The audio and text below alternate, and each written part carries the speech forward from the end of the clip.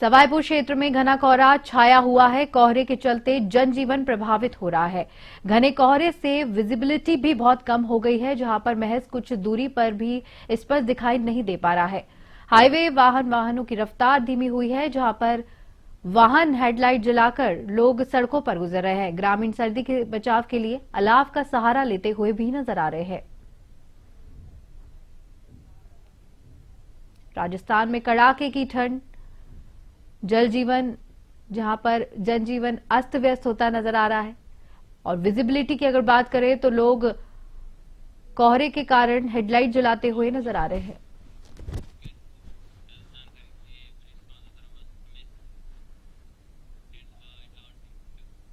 और इस खबर पर ज्यादा जानकारी देने के लिए हमारे साथ वरिष्ठ संवाददाता रमेश पुरोहित फोन लाइन पर जुड़ चुके हैं। रमेश पुरोहित जी, किस प्रकार से देखा जा रहा है आगामी दिनों में राजस्थान में ठंड पड़ेगी, क्योंकि इस वक्त जिस प्रकार से ठंड पड़ रही है विजिबिलिटी भी कम हो गई है, क्या कुछ हालत है? अभी इन दिनों में पूरे उत्तर भारत में जो है एक शीतलहर जैसी स्थिति बनी हुई है। ठंड बहुत है, खास करके हिमाचल प्रदेश, जम्मू कश्मीर और जो उत्तरी जो राज्य है वहां पर जो बर्फबारी हो रही है उसका असर मैदानी इलाकों में भी दिखाई देने लगा है। और राजस्थान चूंकि एक मैदानी इलाका है तो यहाँ पर जो है ठंड का असर ज्यादा दिखाई दे रहा है। खास करके राजस्थान की अगर बात करें तो राजस्थान, मध्य प्रदेश, यूपी और उत्तराखंड, ये जो बेल्ट है इस बेल्ट में अभी कड़ाके की ठंड पड़ रही है। मैदानी इलाकों में सुबह से लेकर के दिन भर जो है और खासकर रात के समय में भी घना कोहरा होने के कारण का विजिबिलिटी कम हो रही है। और विजिबिलिटी कम होने से सड़कों पर जो दुर्घटनाएं दिखाई देने लगी है या दुर्घटनाएं हो रही है उसका एक कारण घना कोहरा भी दिखाई दे रहा है। तो अभी इन दिनों पूरे उत्तर भारत में कड़ाके की ठंड और जनजीवन अस्त व्यस्त हुआ है। और खास करके ग्रामीण क्षेत्रों की अगर बात करें तो ग्रामीण क्षेत्रों में भी जो है सर्दी का प्रकोप ज्यादा दिखाई दे रहा है। लोगों की जो एक दैनिक जो जीवनचर्या होती है वो काफी प्रभावित हुई है। और शाम के समय गाँव में सड़कों के किनारे लोग अलाव जला करके सर्दी से बचाव का प्रयास कर रहे हैं। तो कुल मिलाकर अभी राजस्थान में भी पूर्वी जो राजस्थान है वो कड़ाके की ठंड की चपेट में है। और पश्चिमी राजस्थान में दिन में हालांकि तापमान जो है थोड़ा सा बढ़ जाता है, लेकिन सुबह और शाम की जो सर्दी है वह बहुत तेज है। कड़ाके की ठंड से लोग बहुत परेशान है और उनका जो जीवनचर्या है वो भी बदलाव में आ गई है। और अगर हाईवे की बात करें तो हाईवे पर जो है विजिबिलिटी कम होने से वाहनों की जो चलने की जो रफ्तार है वो धीमी हो गई है। और एक्सीडेंट्स की अगर बात करें तो एक्सीडेंट्स भी हाईवे पर ज्यादा इस कारण से हो रहे हैं कि विजिबिलिटी कम होने से दिखने जो है कोहरे और धुंध के कारण दिखना थोड़ा सा कम हो जाता है। उसके कारण से अमूमन इस तरह की जो घटनाएं दिखाई दे रही है।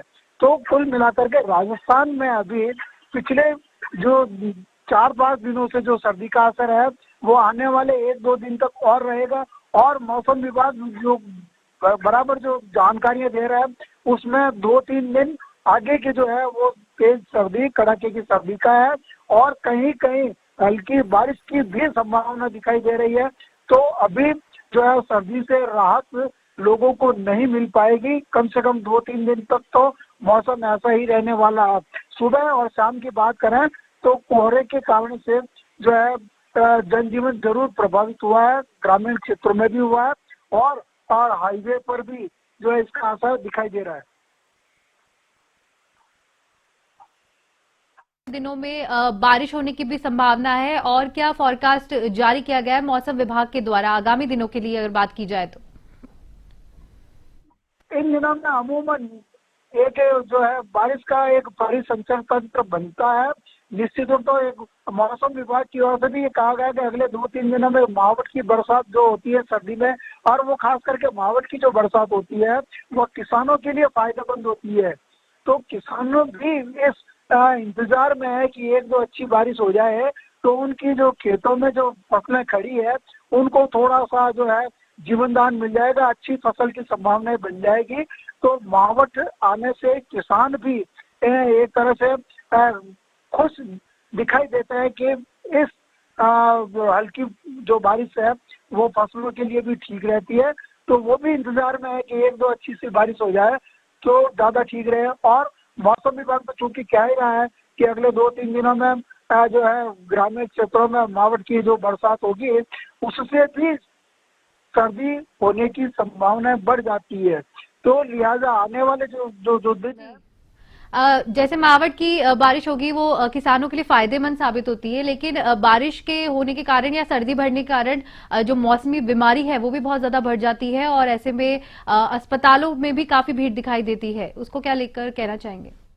बिल्कुल सही कह रही हैं आप कि मौसमी जो बीमारियां इन दिनों में जो बढ़ती है उसमें खास करके सर्दी, जुकाम और बुखार, ये तीन तो ही है और खांसी भी होती है। तो ग्रामीण क्षेत्रों की अगर बात करें तो वहां पर भी जो है अस्पतालों में मरीजों का आना जो है लगातार जारी रहे। और अगर मौसम की दृष्टि से देखें तो जो क्या कहना चाहिए वो बीमारियां जो मौसमी बीमारियां होती है उसका प्रकोप अभी इन दिनों में थोड़ा ठहर के, लेकिन हाँ क्योंकि सर्दी खास करके और जुकाम और बुखार ये 3-4 चीजें ऐसी है जो एक अमूमन लोग बाग इसको हल्के में लेते हैं कि खांसी हो गई, जुकाम हो गया, बुखार हो गया, लेकिन अगर वो लंबी समय तक चलती है तो उसकी भी जो गंभीरता है वो जो दिखाई देती है। तो लोग बाग जो है इलाज के लिए अभी अस्पतालों में जो एक दबाव जो बनता है मरीजों का वह भी देखने को मिल रहा है। और ग्रामीण क्षेत्रों में चूंकि अस्पतालों में जो है सुविधाएं जिस तरह से दिखाई देती है तो वहां पर भी लोगों का जो मरीजों का आना जाना लगा है। और इन दिनों में तो ये एक अमूमन बात होती है कि मौसमी बीमारियों में जो है आपको सावधानी बरतनी पड़ती है।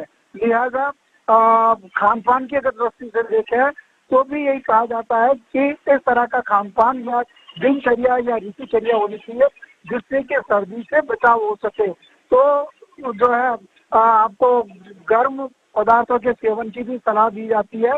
तो खान पान अगर बदलता है और उसके अनुसार अगर आप आचरण करते हो तो कुछ हद तक बीमारियों के ऊपर भी कंट्रोल किया जा सकता है। लेकिन हाँ यह बात सही है कि अभी इन दिनों में अस्पतालों में जो है मरीजों का जो है दबाव कुछ ज्यादा दिखाई देता है। बहुत बहुत धन्यवाद रमेश पुरोहित जी तमाम जानकारी हमसे साझा करने के लिए।